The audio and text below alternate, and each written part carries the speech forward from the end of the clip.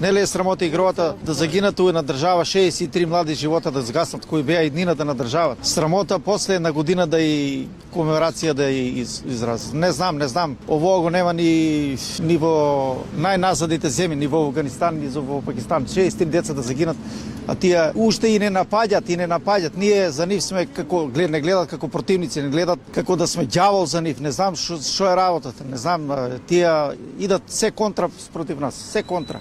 Срамота игровата за нашите дечиња, ама што да правиме? Судбината, може судбина е било, ама не е судбината. Ова што се деси не е судбина, ова е убиство.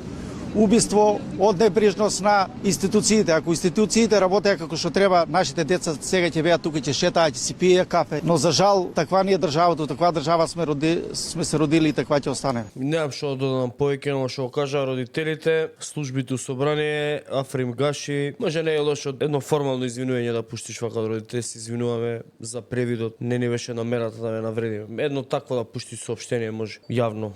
Мислам бруки. Еден ден у годината можете да се потрудите да ги испочитувате, нема потреба да се понашате со нив, со луѓето као на крајот на денот они ве гласале. Таа институција е нивна, наша. Инаку на 16 имаме подготвено еден мини документарец година дена по трагедијата во Кочани, ќе го објавиме дента на 16. Треба да го погледнете, бидејќи тоа не смееме да го заборавиме.